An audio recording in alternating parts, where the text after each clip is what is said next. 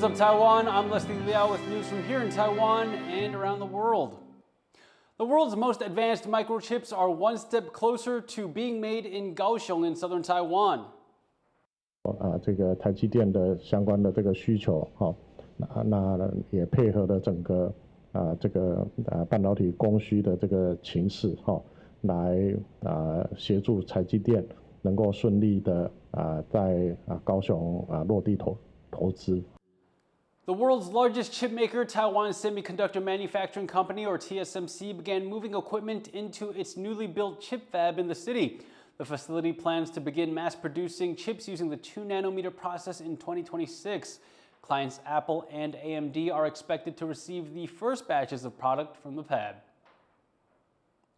Huge crowds piled in Taipei streets to celebrate Taiwan's national baseball team. After winning the country's first international championship, they were welcomed home as heroes. Our reporter Sandy Chi was there. Baseball fans are out in force to celebrate Taiwan's heroes. They've taken to the streets of Taipei to honor Team Taiwan, who won championship at the WPSC Premier 12 Baseball Tournament in Japan on Sunday. Many of the fans were excited to see their favorite players and cheer them on. 我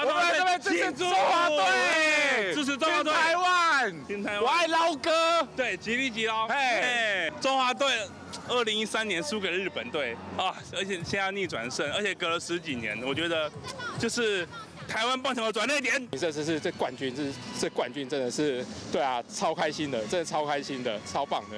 我是希望说，就是大家继续把这个气势啊。 就是延续到之后的 WBC， 还有2028年的洛杉矶奥运。台湾真的要挺中华队，他们一路走过来是很辛苦的。虽然我也是一日球迷，可是我每一场几乎都看。The athletes also went to the presidential office after the parade. President Lai Ching-te congratulated the players, praising their victory.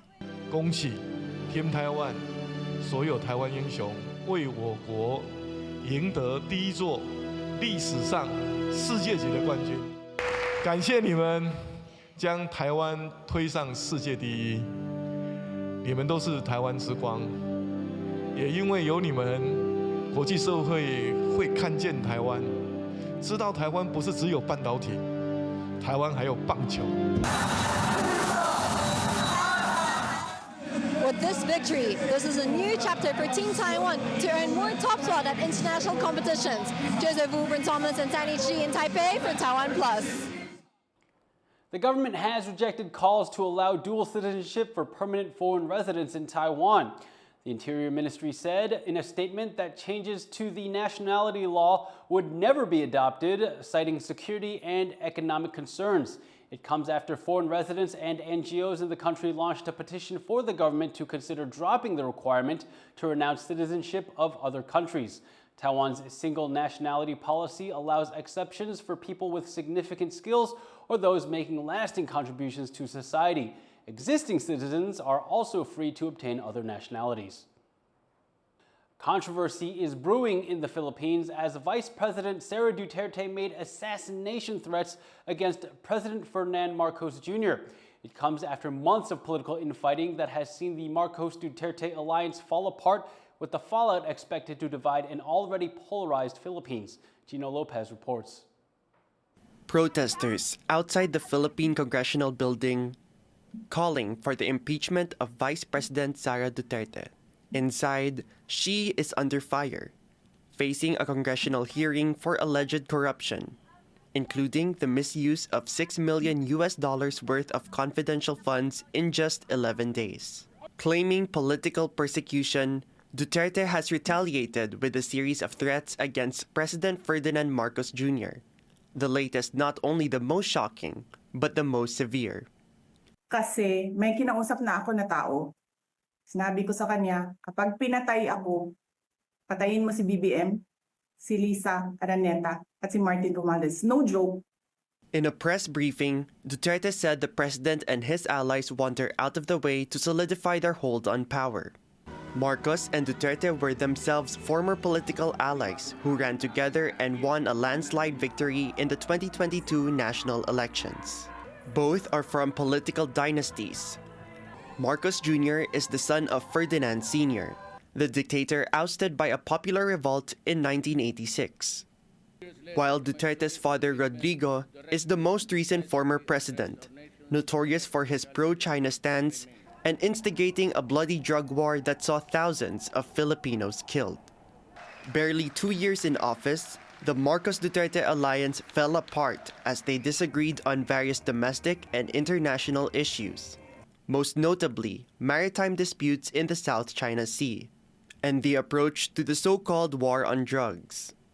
Like his daughter, the vice president, Rodrigo Duterte is also facing scrutiny, questioned in Congress for his administration's drug war, as well as being investigated by the International Criminal Court. President Marcos has emphasized that none of this is politically motivated, and he has vowed to fight back against his vice president's threats. Ang ganyang kriminal na pagtatangka ay hindi dapat pinapalampas. Yan ay aking papalagan. As a democratic country, we need to uphold the rule of law. The growing tensions between the two factions are expected to divide the country. Despite the accusations against them, the Dutertes remain very popular. The most recent poll put Sara Duterte's trust rating at 55%. And supporters have come out for them not just in the Philippines, but also abroad, where the Dutertes have a large following among overseas voters. Analysts say the political drama could be a tactic to distract the public from the ongoing scrutiny faced by the Dutertes, and could leave the country's traditional opposition forces at a disadvantage, especially as the country's 2025 midterm elections draw near. The opposition candidates and opposition parties will have a difficulty fighting for media mileage when the media is focused on Duterte and Marcos, especially when it highlights another key feature of Philippine politics, which is political dynasties, or families that control multiple positions in government and govern according to their own benefit, rather than public service. Duterte's most recent threat is now a matter of national security, and the Justice Ministry has vowed an investigation. While it is unclear if Duterte will successfully be impeached, one certainty is that this most recent political drama will leave the Philippines even more polarized than before. Howard Chang and Gina Lopez for TaiwanPlus. Hong Kong's top court has upheld 3 landmark rulings that grant equal housing and inheritance rights to married same-sex couples. The government's housing authority had challenged a lower court ruling which granted the rights to same-sex couples who were wedded overseas. They argued the decision would affect the rights of straight couples, but the Court of Final Appeal dismissed the government's arguments, saying that differential treatment is a severe form of indirect discrimination.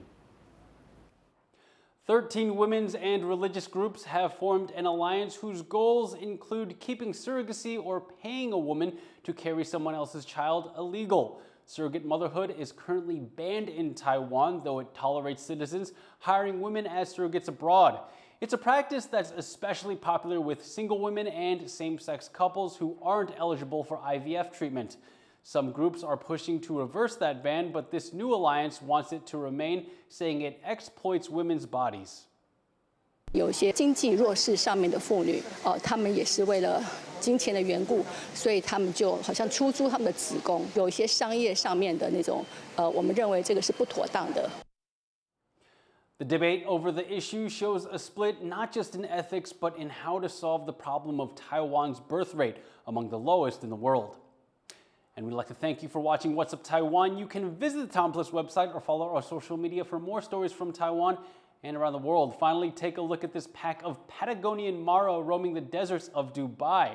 I'm Liao. Take care and see you next time.